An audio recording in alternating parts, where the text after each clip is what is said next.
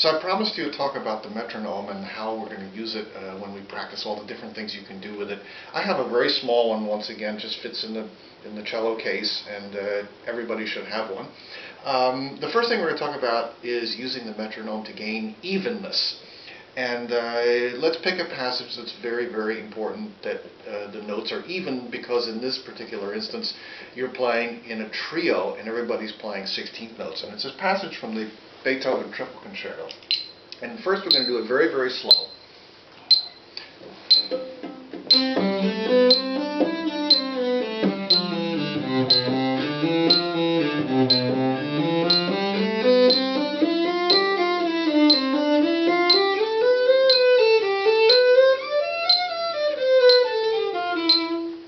I'm sitting too close to the window, I can't take a full down bow.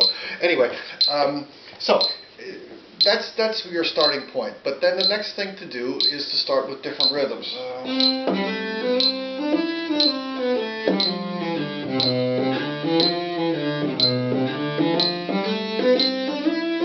Etc. Reverse it.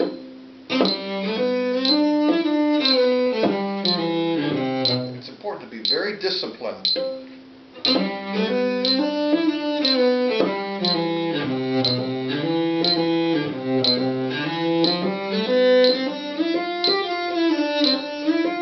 Etc. There are other ways to play different rhythms.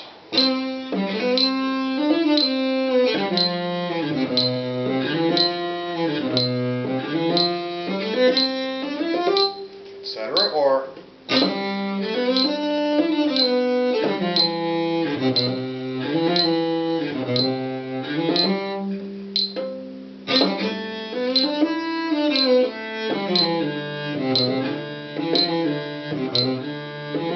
you hear what I'm doing? I'm stopping on a different one of the 4 16th notes with every beat.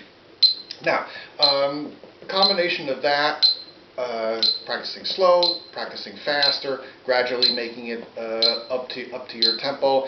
The final thing being you're actually playing in tempo with the metronome, keeping it absolutely accurate will get you the evenness required for that kind of music. The second thing you can do with a metronome that's very, very useful and actually kinds of lots of fun is to use it for what I call rhythmic sharpshooting. And that is the idea that your rhythm, when you want it to be very, very, very accurate, hits the beats exactly right in the middle. And you have to find the kind of music that lends itself to that. And I've selected the last movement of the Shostakovich Sonata.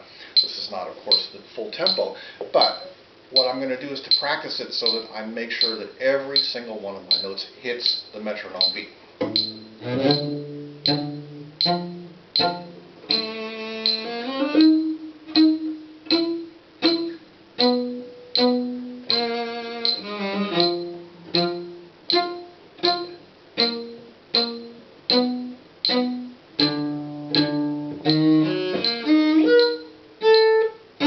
Do that again.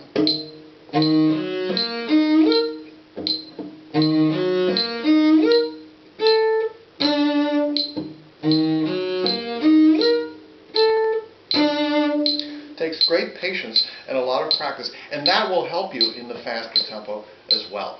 But concentrate and make sure that every note that you play is exactly on the beat.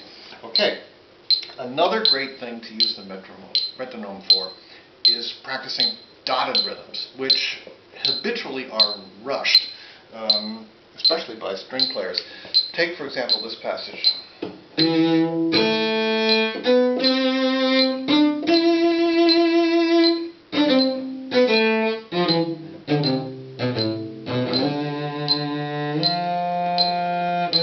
Beethoven Fourth Sonata.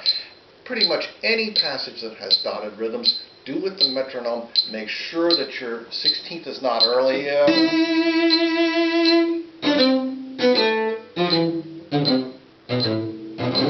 It's amazing how late you can play them, and they still don't seem to be too late.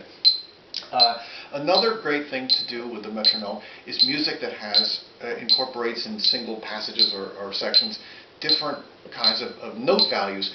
For example, this.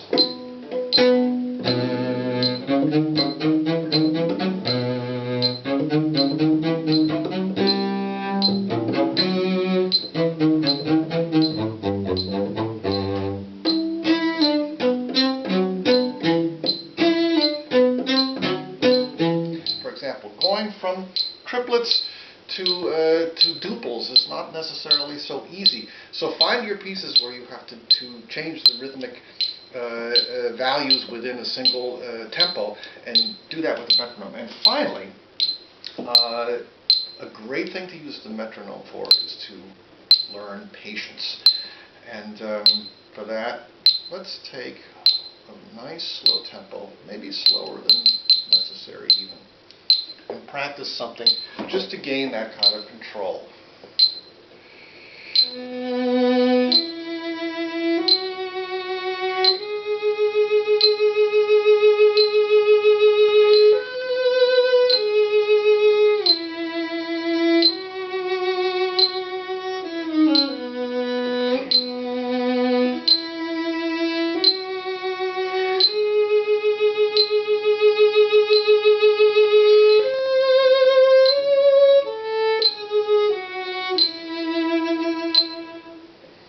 It's actually very, very difficult to do, and it's also very important that you have the ability to control a slow tempo, to not be speeding up and slowing down, especially if you're playing in an ensemble. So, that's just a few of the things you can use the metronome for. I'd say use the metronome to practice something at least once or twice every single day, and your rhythm will improve, and your rhythm with that of your colleagues in chamber ensembles will also improve, especially if they use the metronome. So, next we're going to talk about how to use a tuning machine.